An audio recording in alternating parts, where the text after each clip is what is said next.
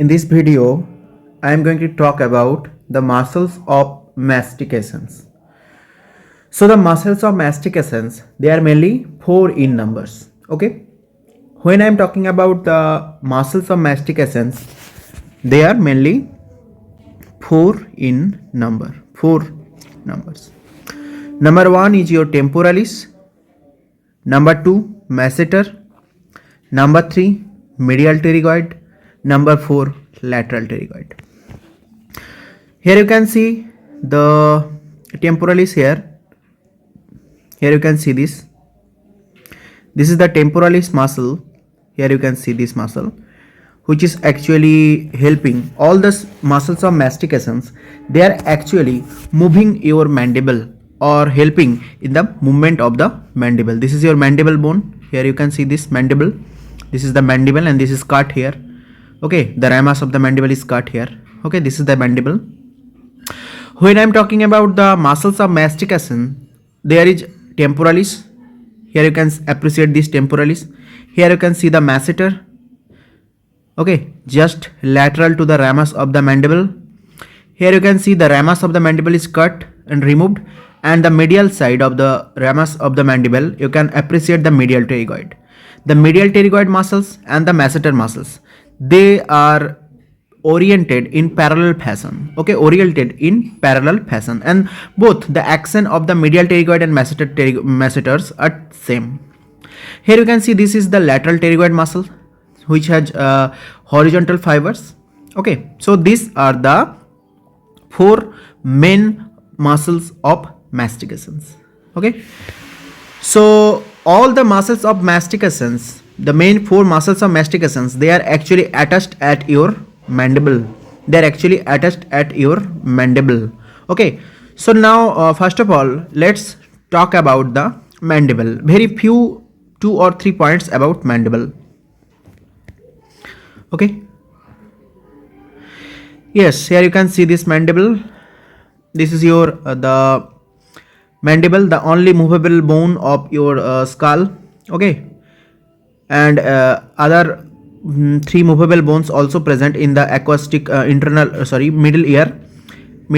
Other 3 movable bone, malleus, incus, stapes, are also present, but here you can see the movable bone of skull. This is your mandible. Okay, your mandible has one head. Here you can see the head.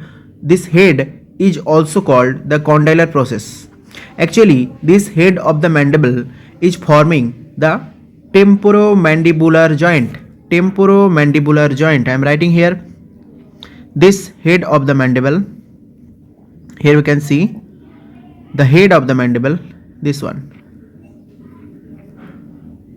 This head of the mandible forming your temporomandibular joint with temporal bone. Okay, actually this is the articulating. This head of the mandible is articulating with your temporal bone and forming your TMJ or temporomandibular joint. Here you can see the coronoid process of the mandible. This is the coronoid process of the mandible. So this is the head or condylar process of the mandible. This is the coronoid process of the mandible. Here the neck of the mandible. This is the neck of the mandible, and here you can see the oblique. Here you can see the ramus of the mandible. This is the ramus of the mandible, and here you can see the body of the mandible. And obviously you can appreciate this, the mental foramen. The mental foramen. So this is the head of the mandible.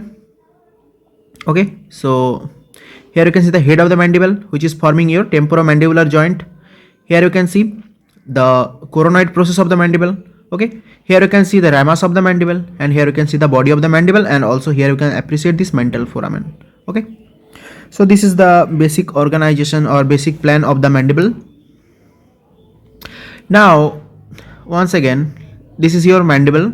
Okay, this is the head of the mandible, this one, which is articulating with your temporal bone and forming your temporomandibular joint. This is the coronoid process of the mandible. Okay, and this is the ramus of the mandible. This is the angle of the mandible. Okay, and this is the body of the mandible. Okay, so first of all, the temporalis. Your temporalis muscle is actually attached with the coronoid process or inserted with the coronoid process of the mandible. The temporalis muscle, which is the muscle of mastication, is coming from your temporomandibular fossa. Okay, it is actually coming from your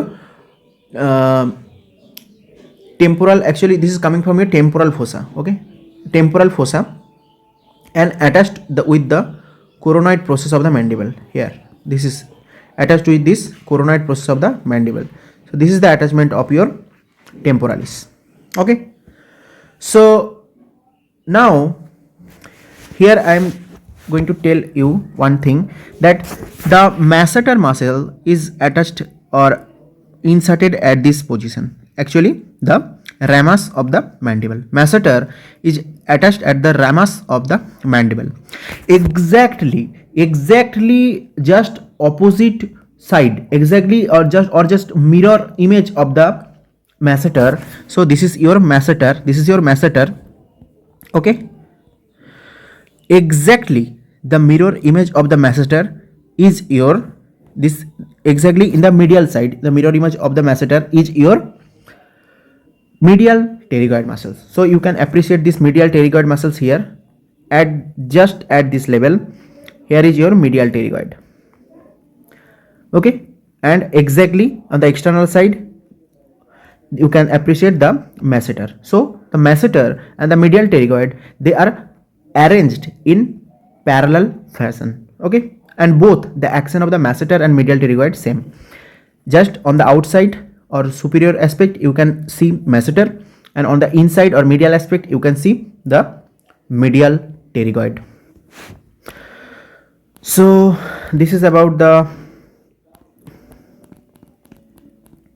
now here you can see what I told, that yes, these muscles, obviously this is the temporalis. Here you can see the temporalis here. This parallel fibers or horizontal fibers, you can see these horizontal fibers. These horizontal fibers, the muscles which has the horizontal fibers, they are the lateral pterygoid muscles. They are the lateral pterygoid muscles with horizontal fibers. Okay, you can see this, the medial pterygoid muscle here, and the ramus of the mandible is cut and removed. This is incomplete here. This is actually the complete mandible, and here the ramus of the mandible, this much portion is cut and removed, this much portion is cut and removed. And now you can see the medial pterygoid on the medial side of the ramus of the mandible, and on the lateral side of the ramus of the mandible you can see the masseter. Both are the parallel muscle and both have the similar function. Okay, so these are the four major muscles of mastication. There are also other accessory muscles of mastication, but the four major muscles of mastication is your temporalis, masseter, medial pterygoid, lateral pterygoid. Okay, now let's talk about the temporalis. This is temporalis, you can appreciate here. This is your temporalis muscle, this is your temporalis muscle. Okay, this is your obviously masseter. Here you can see the masseter. Okay, yes, here you can see most perfectly. This is your ramus of the mandible, this much. This is the ramus of the mandible. This is also the ramus of the mandible. This is also the ramus of the mandible. On the medial side of the ramus of the mandible, you can see the medial pterygoid, and on the lateral side of the ramus of the mandible, you can see the masseter muscles. Masseter on the lateral side, medial pterygoid on the medial side of the ramus of the mandible. So just write down. This is your ramus of mandible. This is the ramus of the mandible. Okay, on the lateral side your masseter muscle. Okay,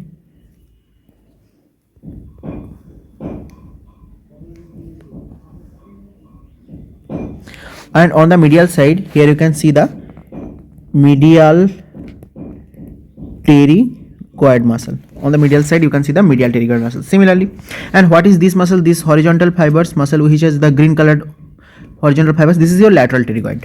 All right, similarly here you can appreciate also the lateral pterygoid with horizontal fibers. Okay, and other muscles also, muscles of mastications. Okay, so I told that The temporalis, medial pterygoid, masseter, and lateral pterygoid.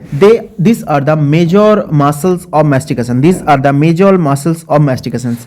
Except these four major muscles of mastications, there are also other suprahyoid muscles, those who are assisting the action of these major muscles of mastications. Okay, this is your hyoid bone. Here you can see the hyoid bone, and the muscles those who are present above the hyoid is called your suprahyoid muscles. And these suprahyoid muscles are also assisting your other muscles of mastications. Okay, so here you can see the anterior belly of the digastric muscle. Here you can see the mylohyoid muscles and other various suprahyoid muscles. Okay, those are also helping your these muscles. Okay,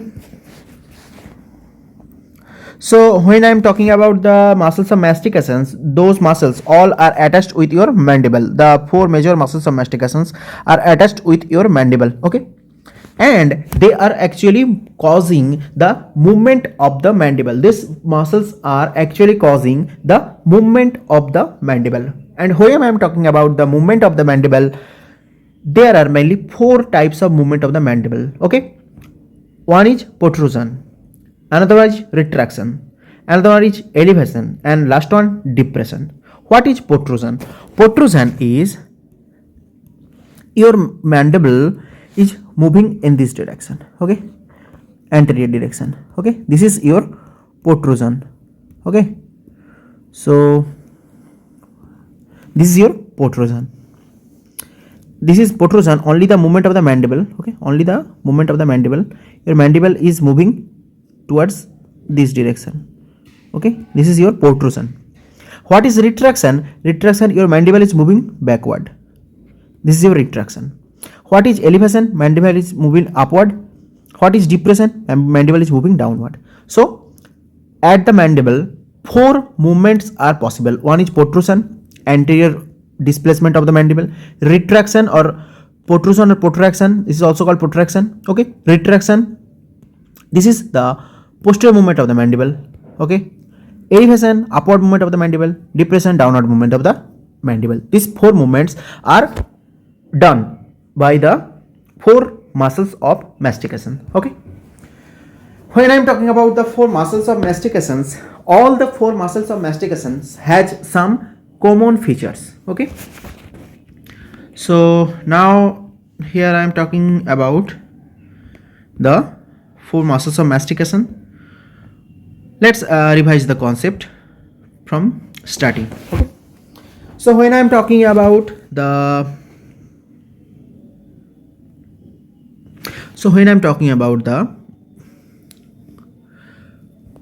muscles of mastication, your muscles of mastications are actually causing what? The movement of the temporomandibular joint during mastication. Okay, so muscles of mastications are causing the movement at the temporomandibular joint. Okay, the joint between the temporal and mandible bone during mastications.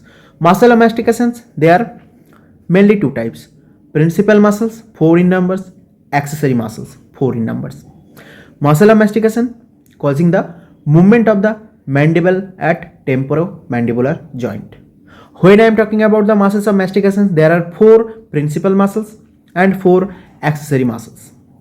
Now when I am talking about the principal muscles, these principal muscles are actually called the muscles of mastications. Okay, these principal muscles, within these principal muscles you can see temporalis, all right, masseter, all right, lateral pterygoid, all right, medial pterygoid. Okay, and the masseter, medial pterygoid, they are parallel to each other. These two muscles are parallel to each other and has common functions on the mandible. Okay, accessory muscles. When I am talking about some accessory muscles of mastication, here you can see digastric, yes, the anterior belly, mainly anterior belly of the digastric, buccinator, yes, mylohyoid, yes, geniohyoid. These all muscles are suprahyoid muscles and causing the movement of the mandible with these 4 principal muscles. Okay, so this is the brief idea, basic idea about the muscles of mastications. When I am talking about the principal muscles of mastications, they are four in numbers, and all the four principal muscles of mastication has some common features. All the four principal muscles of mastication has some common features. First feature, this all the principal muscles, the temporalis, masseter, medial pterygoid, lateral pterygoid, all these four principal muscles of mastications, they has the they have the common origin. Okay, these all are originate or derived from the first pharyngeal arch mesoderm of the first pharyngeal arch. Obviously, if they are originated embryologically from the first pharyngeal arch, then obviously these all muscles have common nerve supply, which is the nerve of the first pharyngeal arch. This is your mandibular nerve of trigeminal nerve. Okay, so the mandibular nerve is the nerve of your first arch. Your trigeminal nerve has three branches. Okay, one is your ophthalmic, next one is your maxillary, next one is your mandibular. Okay, when I am talking about the trigeminal nerve, your trigeminal nerve has ophthalmic, also has the maxillary, and also has the mandibular divisions. Okay, when I am talking about the nerve of the first pharyngeal arch, this is your mandibular nerve. This trigeminal is 5, ophthalmic is also called V1, or in Roman this is 5, and this. Okay, so mandibular nerve is the nerve of the first pharyngeal arch. So you can say that all the principal muscles of mastications are supplied by your mandibular nerve, Okay, not only that, here you can see all these muscles. Okay, they all are inserted at the ramus or nearby, somewhere or near the ramus of the mandible. Or these four principal muscles of the mastication, or the four principal muscles of the mastications are inserted wherever they are originated from anywhere, but all these muscles are acting on the mandible, and obviously all these muscles are inserted at the ramus or nearby the ramus of the mandible. All these muscles are innervated by mandibular nerve. Okay, all these muscles are derived from first pharyngeal arch. Okay, and all the muscles are located in or around the infratemporal fossa. These are the common features of these four principal muscles of mastication. Okay, so now here you can see, first of all I am going to talk about the nerve supply of all the four major muscles of mastication. When I am talking about the nerve supply, this is your trigeminal ganglion. From the trigeminal ganglion, here you can see the ophthalmic nerve, maxillary nerve, and mandibular nerve is coming. Okay, so your mandibular nerve, it is mixed nerve. It is a mixed nerve. When I am talking about mandibular nerve, it is mixed, both motor and sensory supply. Okay, your mandibular nerve, this is the main trunk of the mandibular nerve. This main trunk of the mandibular nerve giving the direct supply of the medial pterygoid, and then after supplying the medial pterygoid, your mandibular nerve is divided into anterior division and posterior division.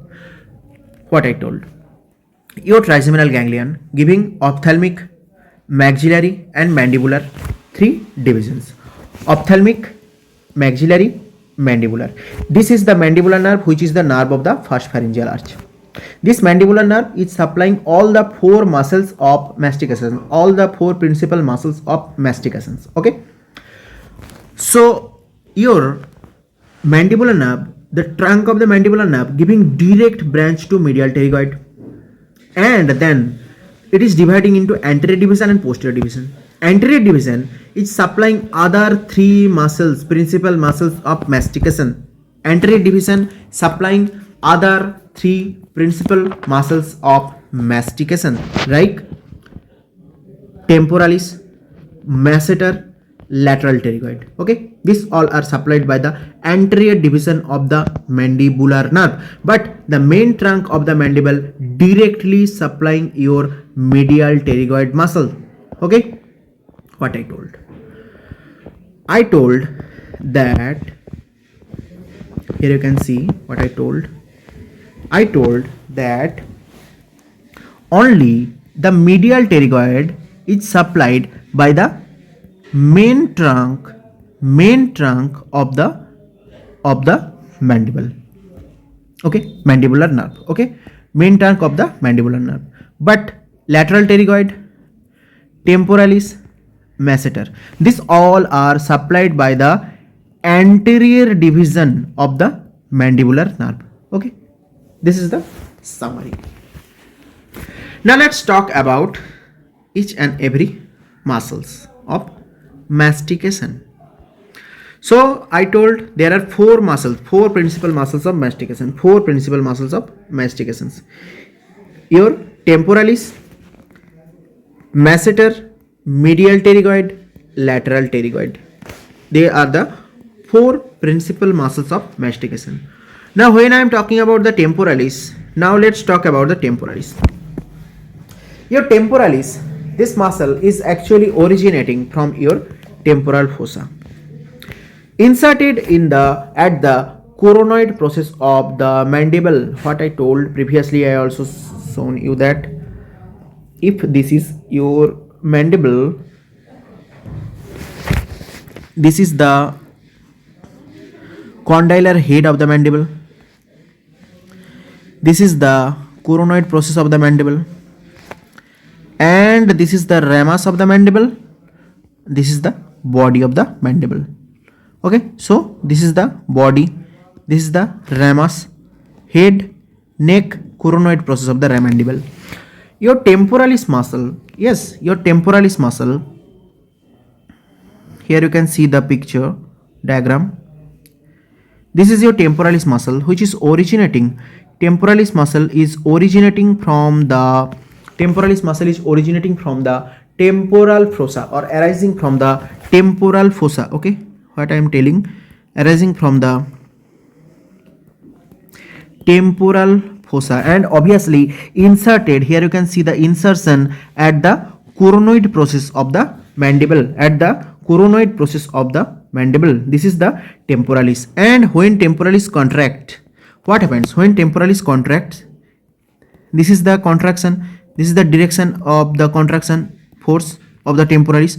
When temporalis contract, causing the two action of the mandible on the mandible. Okay, just resolve this vector, resolve. Okay, just resolve this vector here.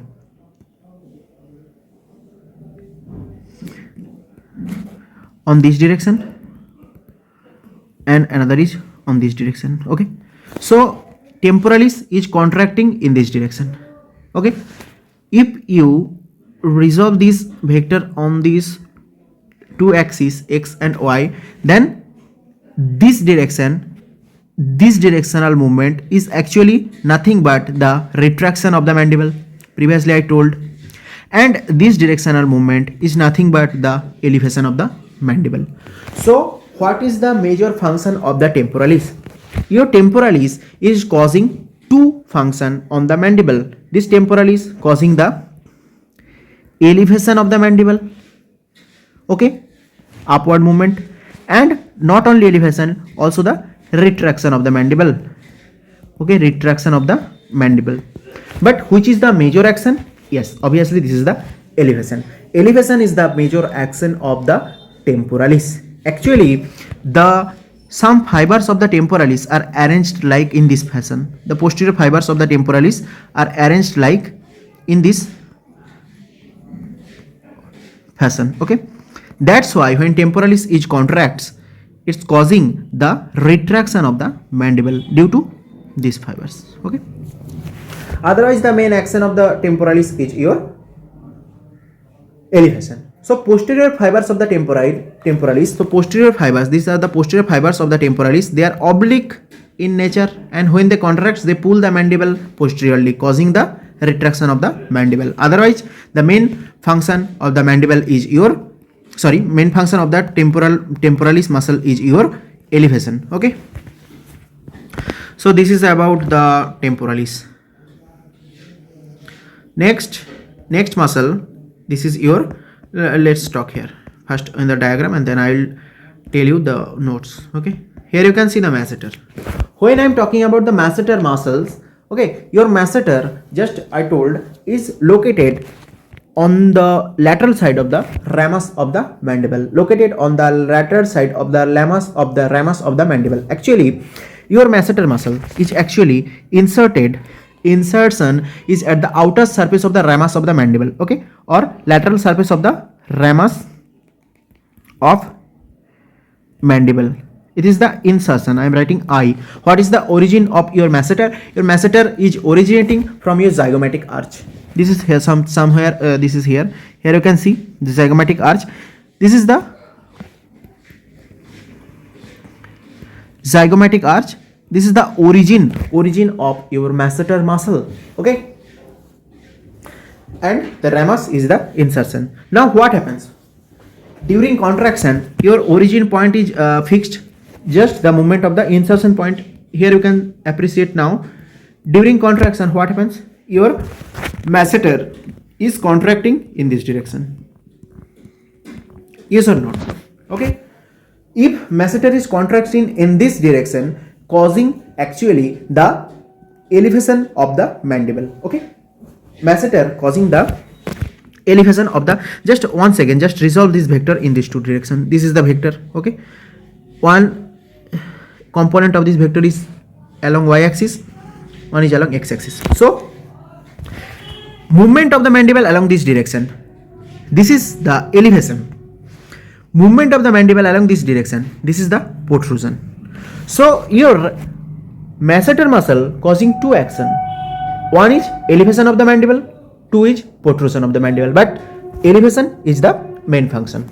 So elevation greater than protrusion or protraction, whatever you say. This is the action of masseter. So next, here you can also appreciate this masseter, which is located actually the medially of the ramus of the mandible, and laterally your medial pterygoid is located medially and masseter is laterally. Okay. Sorry. Here you can see the horizontal fibers of the lateral pterygoid.